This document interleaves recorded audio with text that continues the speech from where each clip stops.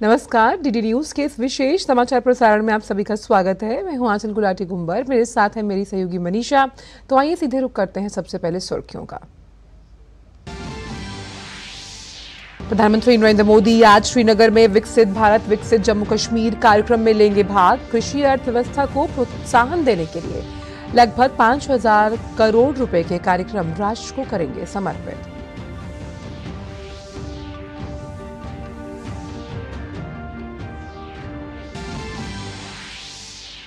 प्रधानमंत्री मोदी जम्मू कश्मीर के पर्यटन क्षेत्र को देंगे बड़ी सौगात।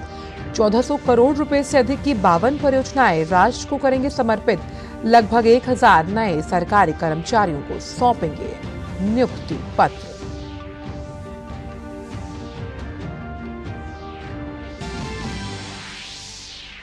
नई दिल्ली के केंद्रीय संस्कृत विश्वविद्यालय का पहला दीक्षांत समारोह आज। राष्ट्रपति द्रौपदी मुर्मू छात्रों को प्रदान करेंगी डिग्री।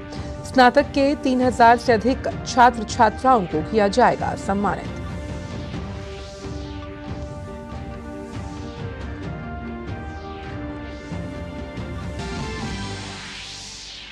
विदेश मंत्री डॉक्टर एस जयशंकर के जापान दौरे का आज दूसरा दिन। रायसीना राउंड टेबल @ टोक्यो में लिया भाग।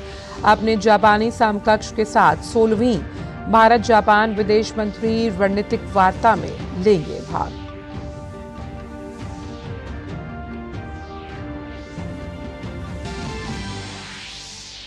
यमन के हूती विद्रोहियों ने मिसाइल हमला कर एक बार फिर मालवाहक जहाज को बनाया निशाना। हमले में अमेरिकी नाविक दल के 3 सदस्यों की मौत, 6 अन्य घायल।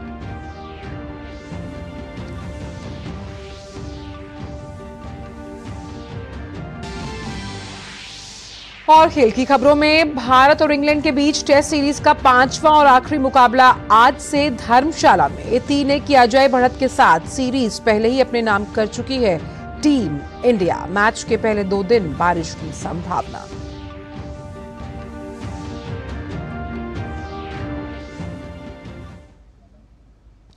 और आइए अब जान लेते हैं सभी खबरों को विस्तार के साथ। प्रधानमंत्री नरेंद्र मोदी आज जम्मू कश्मीर के दौरे पर रहेंगे। प्रधानमंत्री विकसित भारत विकसित जम्मू कश्मीर कार्यक्रम में भाग लेंगे।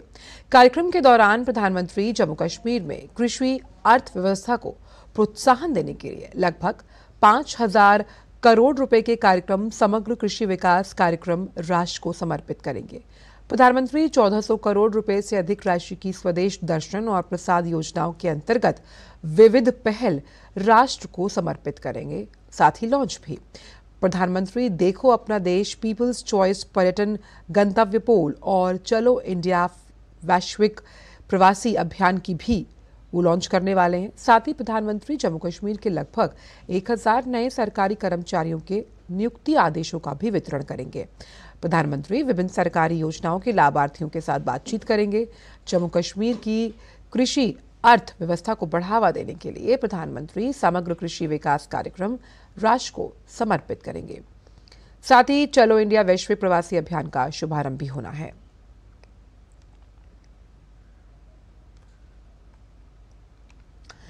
राष्ट्रपति द्रौपदी मुर्मू आज नई दिल्ली में केंद्रीय संस्कृत विश्वविद्यालय के पहले दीक्षांत समारोह में मुख्य अतिथि के तौर पर भाग लेंगी। समारोह के दौरान 3000 से अधिक छात्रों को डिग्री प्रदान की जाएगी। केंद्रीय संस्कृत विश्वविद्यालय को दुनिया का सबसे बड़ा और एकमात्र बहुपरिसर भाषा विश्वविद्यालय होने का अनूठा गौरव प्राप्त है। केंद्रीय शिक्षा मंत्री धर्मेंद्र प्रधान भी समारोह में भाग लेंगे।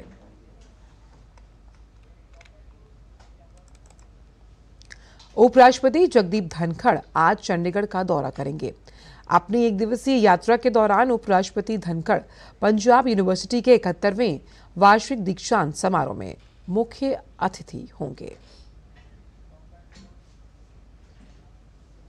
विदेश मंत्री डॉक्टर एस जयशंकर जापान के दौरे पर हैं। विदेश मंत्री ने आज रायसीना राउंड टेबल @ टोक्यो में भाग लिया। ये सम्मेलन भारत और जापान के बीच ट्रैक 2 आदान प्रदान को बढ़ावा देने की दिशा में महत्वपूर्ण कदम है। विदेश मंत्री एस जयशंकर जापान के विदेश मंत्री योको कामिकावा के साथ 16वीं भारत जापान विदेश मंत्री रणनीतिक वार्ता में भाग लेंगे। उम्मीद है कि दोनों मंत्री द्विपक्षीय, क्षेत्रीय और वैश्विक महत्व के मुद्दों पर चर्चा करेंगे। साथ ही स्वतंत्र, खुले, समावेशी, शांतिपूर्ण और समृद्ध भारत प्रशांत के लिए सहयोग पर विचारों का आदान प्रदान किया जाएगा। रेल, सूचना और प्रौद्योगिकी मंत्री अश्विनी वैष्णव आज नई दिल्ली में राज्यों के लिए नीति प्लेटफॉर्म की शुरुआत करेंगे। नीति आयोग का यह प्लेटफॉर्म नीति और सुशासन के लिए डिजिटल सार्वजनिक अवसंरचना के रूप में तैयार किया गया है। इस पर विभिन्न क्षेत्रों से संबंधित जानकारी उपलब्ध होगी।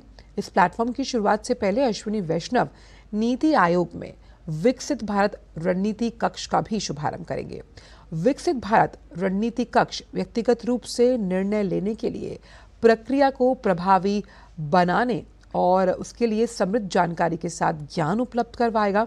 नीति आयोग ने कहा कि राज्यों के लिए नीति प्लेटफॉर्म संदर्भ अनुकूल और कार्रवाई योग्य ज्ञान के साथ सरकारी अधिकारियों के लिए शासन के डिजिटल रूपांतरण को सुगम बनाएगा।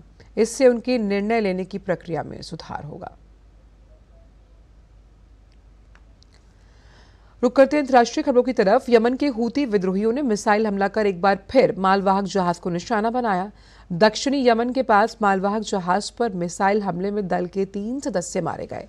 वाणिज्यिक जहाजों पर हूती विद्रोही समूह के हमले में मौत का यह पहला मामला है। अमेरिकी सेना ने कहा कि बुधवार को अदन की खाड़ी में यह हमला किया गया। जीवित बचे लोगों ने जहाज छोड़ दिया। हूती विद्रोहियों का यह कहना है कि गाजा में इजराइल और हमास के बीच जारी संघर्ष में फिलिस्तीनियों के समर्थन में उसने हमले किए। हमला बारबाडोस के ध्वज वाले जहाज ट्रू कॉन्फिडेंस पर हुआ। इस हमले के बाद एशिया और मध्य पूर्व को यूरोप से जोड़ने वाले महत्वपूर्ण समुद्री मार्ग पर संघर्ष बढ़ गया, जिससे जहाजों की वैश्विक आवाजाही बाधित हो गई। हूती विद्रोही पिछले कई महीनों से लगातार जहाजों को निशाना बनाकर हमला कर रहे हैं। बात क्रिकेट की। भारत और इंग्लैंड के बीच खेली जा रही टेस्ट सीरीज का 5वां और आखिरी टेस्ट आज से धर्मशाला में शुरू होगा। भारत ने 3-1 की अजय बढ़त के साथ सीरीज पहले ही अपने नाम कर ली। मैच के पहले 2 दिन बारिश की संभावना जताई जा रही है। ऐसे में मैच के बारिश से प्रभावित होने की उम्मीद है। भारत के दिग्गज अनुभवी स्पिनर आर अश्विन धर्मशाला में अपना 100वां टेस्ट खेलने उतरेंगे। अश्विन 100 टेस्ट खेलने वाले 14वें भारतीय क्रिकेटर और दूसरे भारतीय स्पिनर हैं। धर्मशाला के मैदान पर अब तक सिर्फ एक ही टेस्ट खेला गया। 2017 में खेले गए उस टेस्ट में भारत ने ऑस्ट्रेलिया को मात दी थी।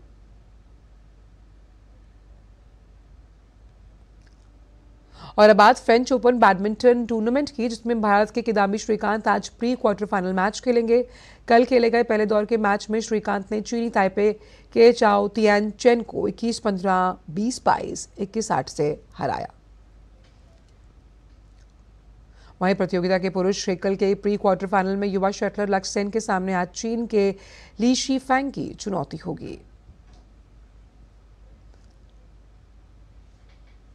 वहीं एच एस प्रणॉय को फ्रेंच ओपन बैडमिंटन टूर्नामेंट के शुरुआती दौर में ही हार झेलनी पड़ी। प्रणॉय को चीन के लू गुआंगजू ने 21-17, 21-17 से हराया। 2 बार की ओलंपिक पदक विजेता PV Sindhu French open badminton tournament आज अमेरिका की झेंग बेइविन में से भिड़ने वाली है। कल खेले गए शुरुआती दौर में पीवी सिंधु ने मिशेल ली को मात दी।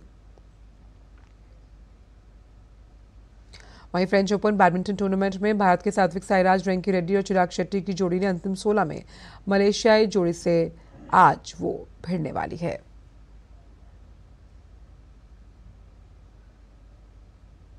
और फिलहाल इस विशेष समाचार प्रसारण में इतना ही। मुझे मनीषा को दीजिए इजाजत। नमस्कार।